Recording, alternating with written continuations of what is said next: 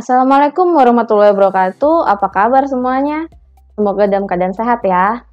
Untuk hari ini adalah pertemuan terakhir dari sesi kita. Jadi kemarin kita sudah membahas air dan siklus hidrologi, tapi itu masih dalam part 1, jadi bagian 1. Hari ini adalah bagian 2-nya, dan ini juga merupakan pertemuan akhir materi kuliah kita untuk ilmu tanah hutan. Dan untuk selanjutnya kita akan bertemu pada sesi evaluasi ya. Nah, untuk seperti biasanya lah ya, Ibu akan coba membacakan CPMK dan sub CPMK-nya. Nah, untuk CPMK, mahasiswa memiliki pengetahuan dan keterampilan tentang konsep dasar ilmu tanah hutan dan aplikasinya di bidang kehutanan. Itu adalah CPMK ilmu tanah hutan. Nah, untuk sub CPMK-nya, subnya ya adalah mahasiswa mampu menjabarkan hubungan air, tanah, dan tanaman. Jadi untuk sub pokok bahasan ini, yaitu diharapkan nanti setelah perkuliahan berakhir, jika ada evaluasi, maka mahasiswa mampu untuk menjabarkan hubungan air, tanah, dan tanaman. Oke, sekarang kita akan coba memasuki materinya. Nih di sini di materinya kalau kalian lihat ya, di gambar. Di gambar kita lihat ada satu gambar di situ, cantik sekali gambarnya ini. Ini Ibu ambil dari Purwanto dan Januar 2014. Gambar cantik ini sebenarnya itu menggambarkan gitu siklus hidrologi. Jadi kalau misalnya kita bilang siklus hidrologi, sebenarnya pergerakan siklus sirkulasi air di bumi itu dimulai dari daratan ke atmosfer, dan kembali lagi ke daratan. Nah, tapi dari yang daratan, atmosfer, daratan itu ada proses-proses yang terjadi di situ. Jadi nggak serta-merta langsung naik dari daratan naik ke atmosfer turun ke daratan, tapi ada proses-prosesnya. Nah, untuk proses-prosesnya sendiri itu, ada proses-proses misalnya ada evaporasi, transpirasi, kondensasi, presipitasi, apalagi ada yang namanya infiltrasi, lalu ada apalagi perkolasi, lalu ada juga yang namanya runoff. Nah, ini dari yang Ibu sebutkan tadi, itu merupakan suatu siklus nih, Jadi dari siklus itu kan biasanya dari titik awal, muter lagi, balik lagi ke titik awal. Nah, ini juga seperti itu. Di sini seperti itu juga. Nah, yang seperti ini itu dinamakan siklus hidrologi. Nah, adapun proses tadi itu disebut sebagai proses hidrologi, sehingga kelancaran dari sirkulasi siklus air tersebut sangat dipengaruhi oleh kelancaran setiap proses-proses tersebut. Jadi kalau step by step-nya nggak lancar, maka yang hasilnya pun nggak lancar. Seperti itu ibarat kata. Nah, kita buat aja contohnya nih. Misalnya ada hujan di permukaan tanah, itu adanya air hujan di permukaan tanah yang nantinya akan diikuti oleh terjadinya infiltrasi air ke dalam tanah. Nah, tapi apabila permukaan air itu misalnya dia itu kedap gitu misalnya oleh kalau di mana ada lapisan di jalan ya, lapisan beton gitu, maka infiltrasi itu apa akan terjadi? Tidak, karena infiltrasi itu dia kan butuh ada pori-pori. Nah, kalaupun ada pori-pori tadi kecil-kecil misalnya, dia nggak begitu kedap, misalnya ada pori-porinya kecil. Nah, tapi kan tidak lancar nanti infiltrasinya. Yang terjadi apa? Runoff. Jadi kalau infiltrasi tidak terjadi, yang terjadi adalah runoff karena tadi airnya tidak bisa menembus ke dalam tanah dan tidak jadi air tanah, tapi akan terjadi aliran permukaan. Nah, ini biasanya terjadi runoff di sini. Nah, akhirnya kalau misalnya terlalu banyak runoff-nya, terlalu banyak aliran permukaannya, ini akan menjadi genangan, dan kalau genangannya terlalu banyak, nanti bisa terjadi banjir. Oke. Selanjutnya kita masuk ke dalam, kalau tadi kita udah membahas ini ya, gambar tadi.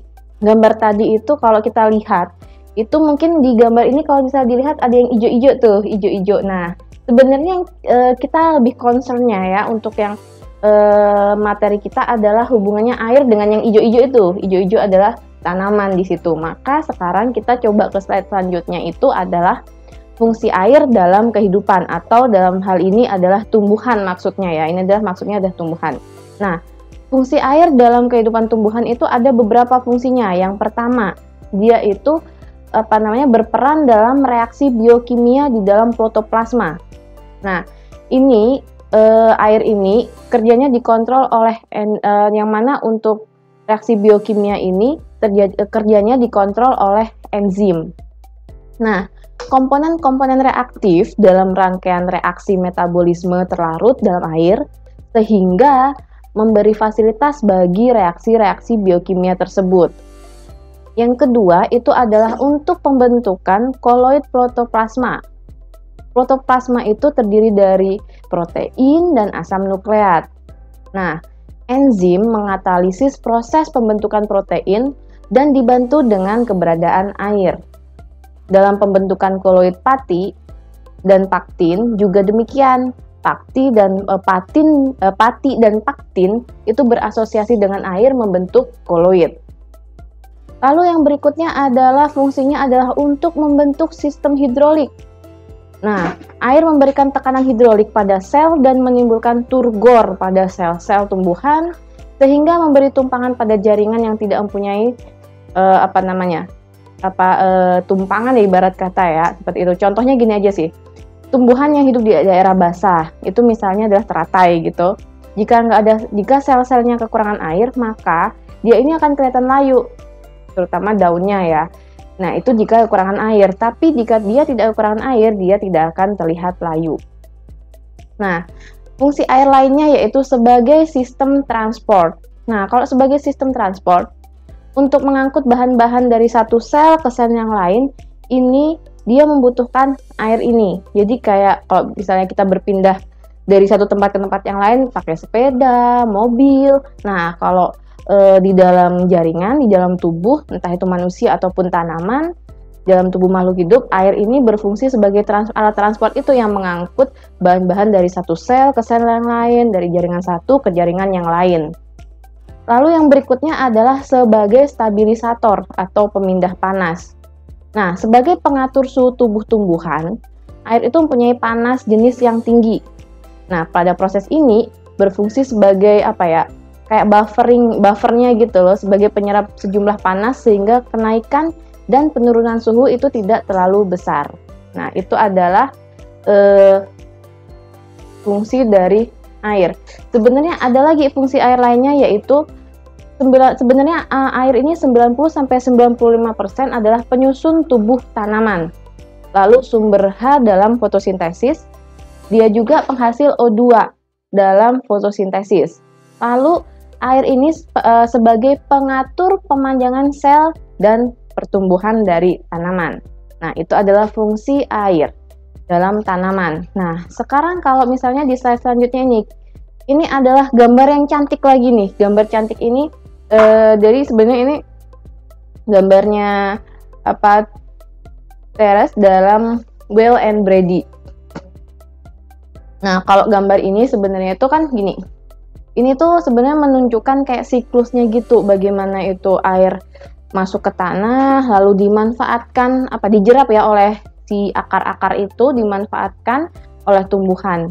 Jadi kan kalau air dalam tanah itu bergerak ke tempat yang tingkat energi potensialnya itu akan lebih rendah gitu. Dia bergeraknya ke arah sana, ke tingkat energi potensial yang lebih rendah.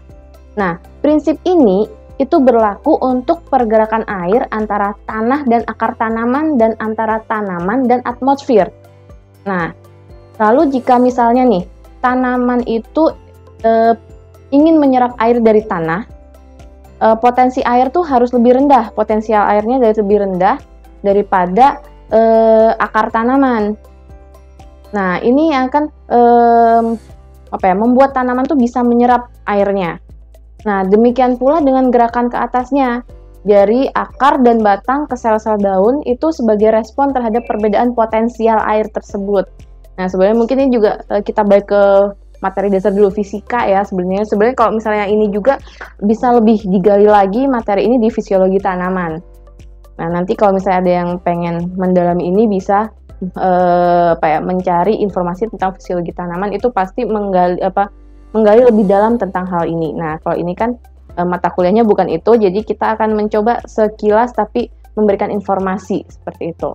Nah, kalau di gambar ini kalau kita lihat nih, di atas gitu ada atmosfer, pada bagian atmosfer itu dia kan presipitasi, ada air hujan yang turun, lalu di situ masuk ke dalam air tanah.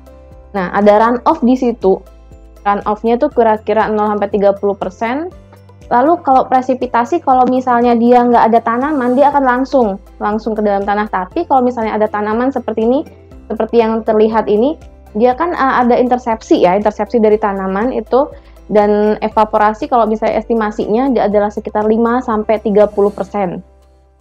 Lalu saat masuk ke dalam air sampai dengan diserap oleh akar ini, kalau yang dilihat di gambar ini, itu bisa terlihat bahwa serapannya itu dia semakin prosentasenya semakin kecil. Jadi 15-60% itu akan diserap oleh akar tanaman yang kemudian akan ditranspirasikan, yaitu sekitar 15-60% pula.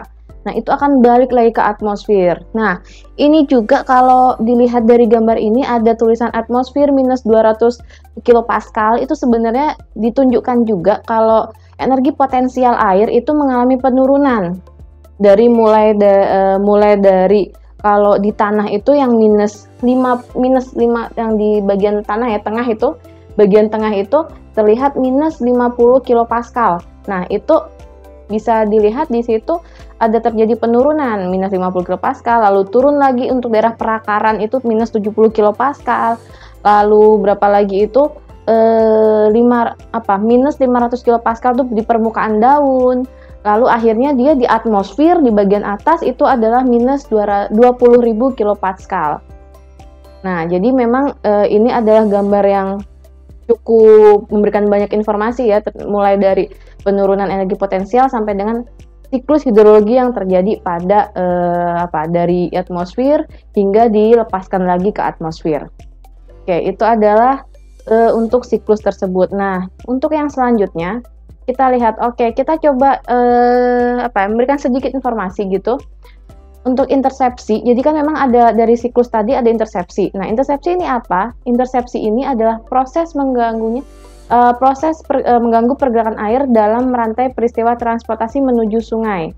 Nah, dia saat hujan pertama dimulai, air dan bahan organik lainnya menyebar di atas permukaan tanah dalam lapisan tipis atau mengumpulkan pada titik-titik atau tepian. Nah, ketika kemampuan penyimpanan permukaan maksimum pada permukaan material terlampaui, air yang menyimpan bahan tambahan tumbuhan di pinggirnya, akhirnya dia menetes melebihi tegangan permukaan dan air akan jatuh ke tanah. Nah, angin dan dampak dari air hujan juga bisa melepaskan air dari bahan organik. Lapisan air di permukaan organik dan tetes air sepanjang tepi juga bebas terkena dari penguapan. Nah, seperti itu untuk intersepsi. Nah, sedangkan untuk evapotranspirasi, ini adalah proses penguapan air dari tanah atau permukaan air, evaporasi, atau dari tanaman, transpirasi. Jadi, evaporasi dan transpirasi, evapotranspirasi. Nah, terjadinya penguapan dari suatu wilayah bervegetasi dinamakan evapotranspirasi.